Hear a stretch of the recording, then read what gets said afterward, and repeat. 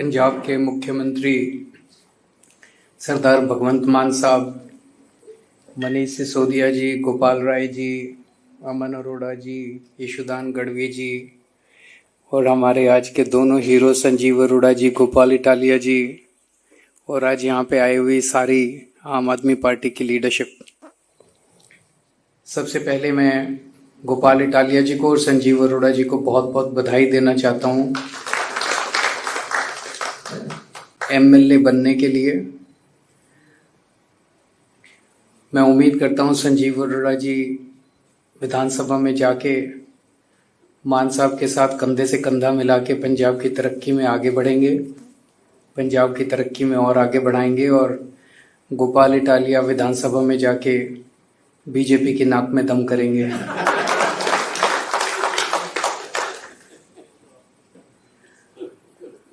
मैं गुजरात और पंजाब के लोगों का बहुत बहुत धन्यवाद देना चाहता हूं। उन्होंने इतना ज़बरदस्त विश्वास किया आम आदमी पार्टी के ऊपर और उन्हें बहुत बहुत बधाई देना चाहता हूं। मुझे बेहद खुशी है, आम आदमी पार्टी एक आज जो माहौल है, पूरी राजनीति है, इस राजनीति के सामने एक लंबी लकीर खींचने के लिए आई है, राजनीति को साफ करने के लिए आई है, एक साफ सुथरी राजनीति प्रदान करने के लिए आई है। और आज जो दो कैंडिडेट जीत के आए हैं, ये कैंडिडेट ही हमारा, वो एक अंग्रेजी में कहावत है, proof of the pudding lies in its eating.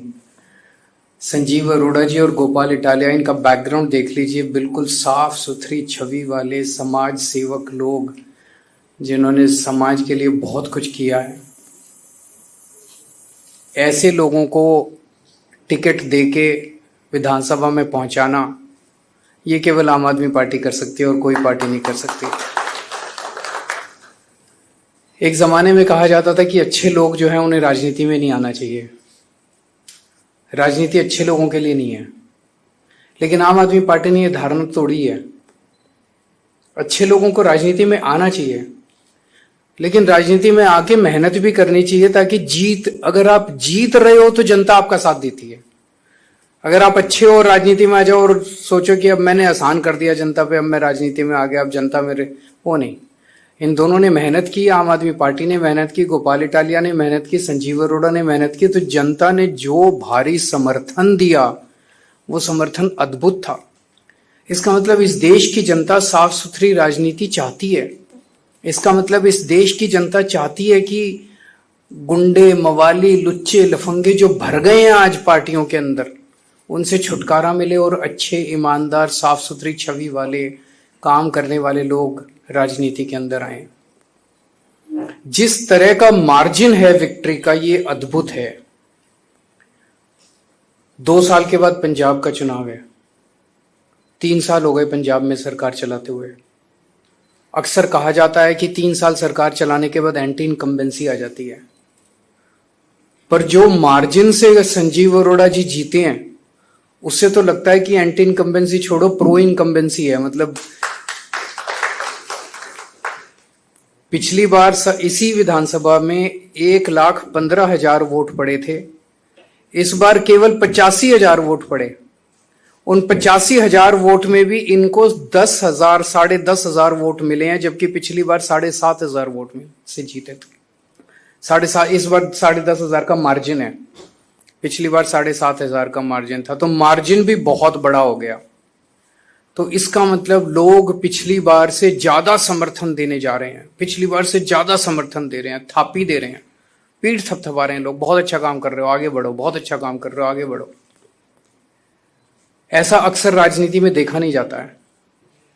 तो मैं मान साहब को बहुत बहुत बधाई देना चाहता हूं, आम आदमी पार्टी की सरकार को बहुत बहुत बधाई देना चाहता हूं। जिस तरह से आम आदमी पार्टी की सरकार पंजाब में काम कर रही है, ऐसा लगता है पिछली बार 92 सीट आई थी, इस बार 100 पार तो करनी चाहिए और ज्यादा मार्जिन से करनी चाहिए। जिस तरह से गुजरात के अंदर और पंजाब के अंदर, एक और बड़ी बात है, पंजाब में नशे के खिलाफ जो युद्ध छेड़ा गया है, मैं समझता हूं जितनी आशीर्वाद हमें गांव गांव से, छोटे छोटे परिवारों से मिल रहे हैं, जिनके बच्चे नशे के अंदर डूब गए थे वो नशे में बाहर आ रहे हैं, वही आशीर्वाद हम लोगों को तरक्की देता है। ऐसा नहीं कि पूरे देश में केवल पंजाब में नशा है। दिल्ली में बहुत नशा बिक रहा है, हरियाणा में बहुत नशा बिक रहा है, गुजरात में बहुत नशा बिक रहा है, गोवा में बहुत नशा में, कहीं चले जाओ देश के अंदर खूब नशा है।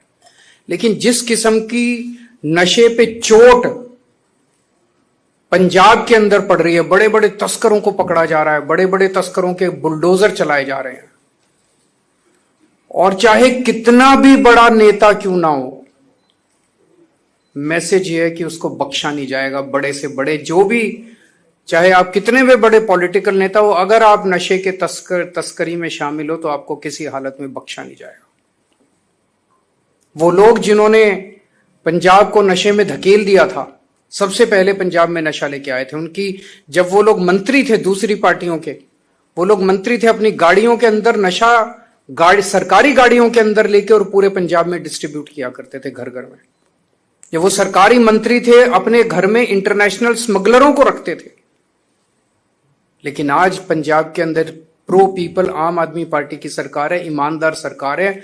चाहे कितना भी बड़ा आदमी क्यों ना हो, कितना भी शक्तिशाली आदमी क्यों ना हो, किसी को बख्शा नहीं जाएगा। ये मैसेज पंजाब के अंदर, और पंजाब के लोगों को ये पसंद आ रहा है जो इन्होंने आम आदमी पार्टी की लखनऊ पश्चिम की सीट से जिता के लोगों ने बताया। गुजरात के लुधियाना पश्चिम की सीट से सॉरी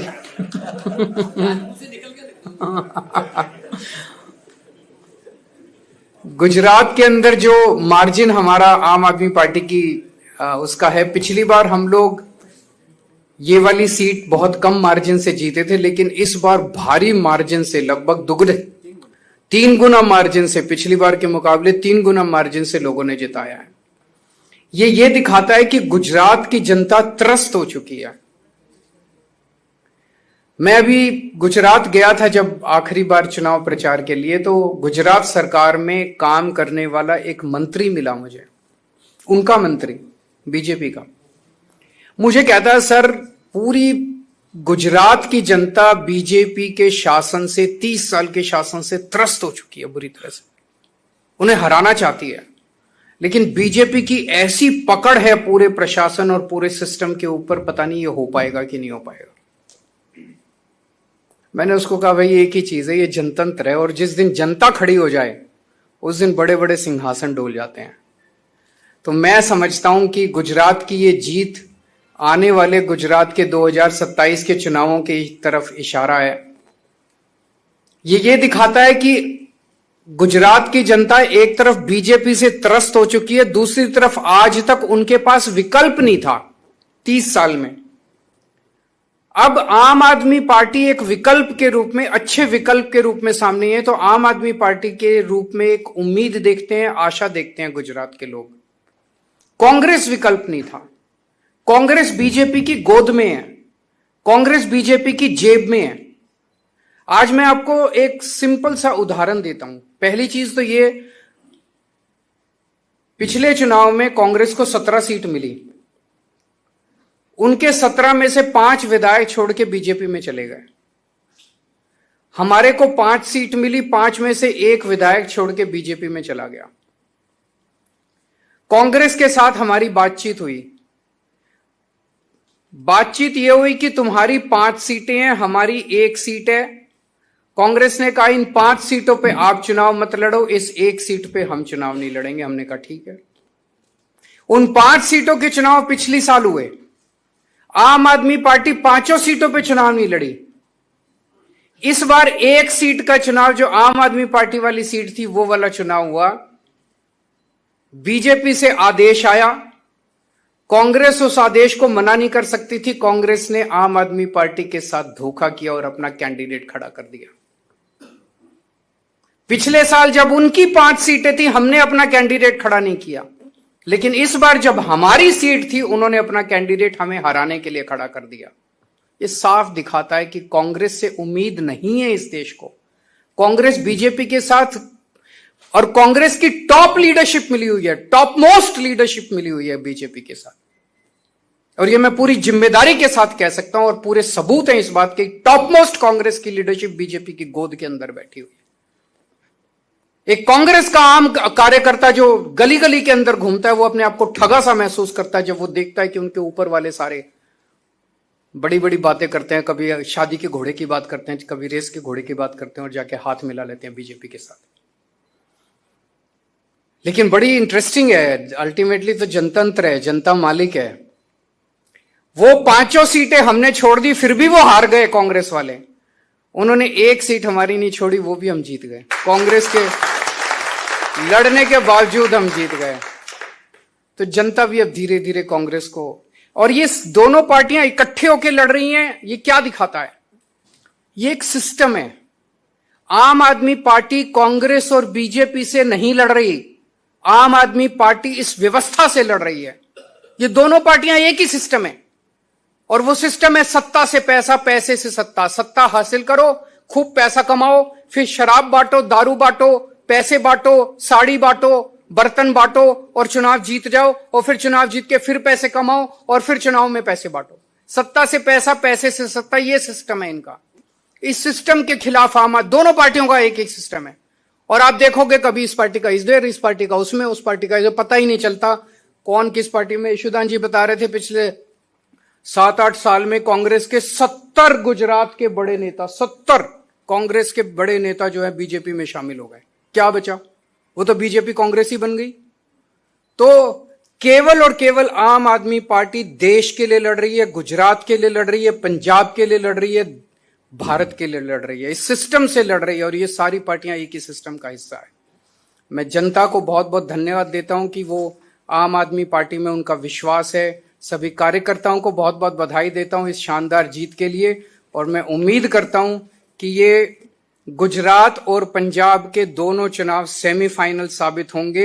आने वाले 2027 के पंजाब के विधानसभा चुनाव में हम 100 से ज्यादा सीट लाएंगे और गुजरात के अंदर आम आदमी पार्टी अपनी सरकार बनाएगी। बहुत बहुत शुक्रिया।